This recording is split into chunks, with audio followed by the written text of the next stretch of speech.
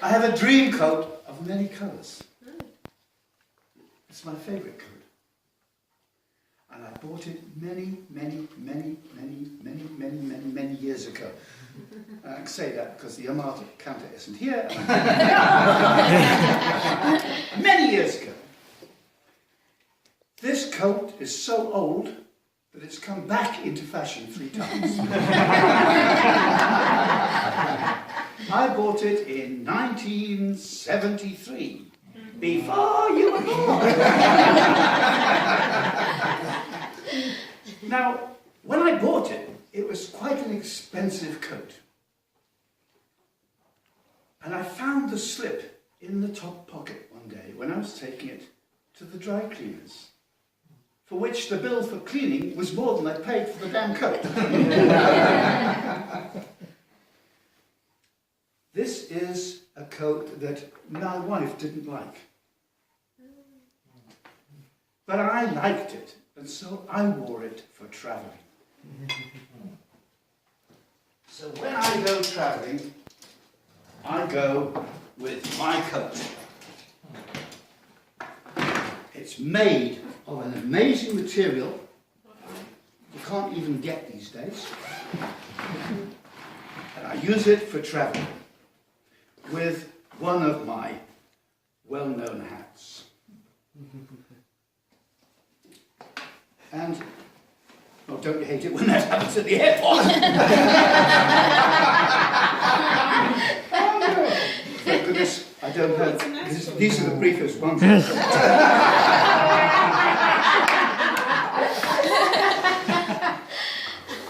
So, just feel the material.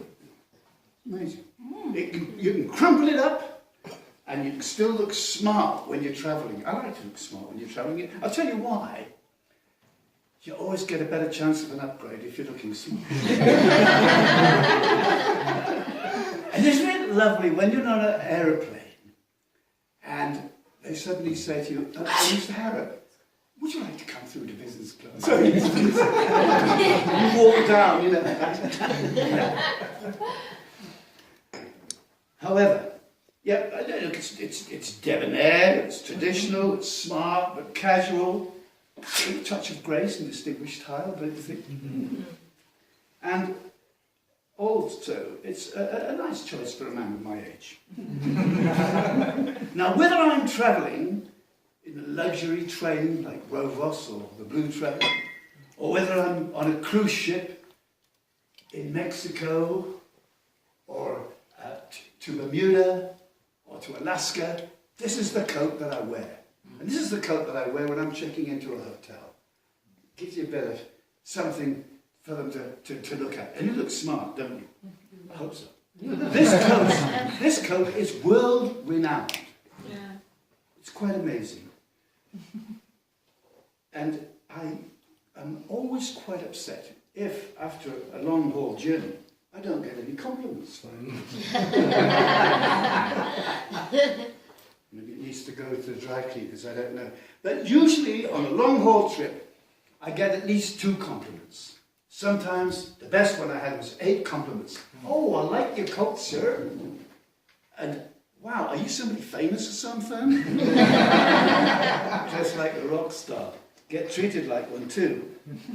Now, the most times that I get complimented are not necessarily by fellow passengers or fellow travellers, but by flight attendants who see me coming again. Oh, it's the man with the coat! And there's one particular guy in Sydney Airport, which I've been through more times than I can remember, who says, oh, mate, my friend with the coat, how you doing? She says, I hope you don't have that problem with the nail scissors you had last time. And I told him, these nail scissors he discovered in my hand baggage have been in my family for over 100 years. That was before I was born. And I still remember my mother cutting my fingernails with these scissors when I was a little nipper.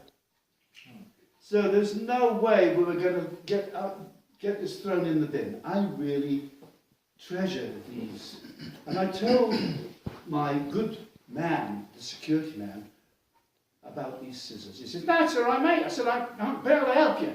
What we're going to do, I'm going to call the baggage department. I'm going to get them to send your luggage back up to the top. You've got to go out through immigration and start all over again. But you can put your scissors in your main bag, and then you can come back here, do all the checks, and you can go through."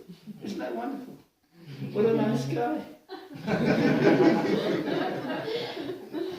Other times, I arrived at Brussels airport one day wearing this hat and coat, and some friends of mine were meeting me there, and they had other friends who were meeting them there, and there was a whole rugby team was meeting them there. So when I came out through those doors, all these people went, "Yeah, yeah, yeah!" And they were off photographs and autographs and everything else, and everybody thought I was quite famous.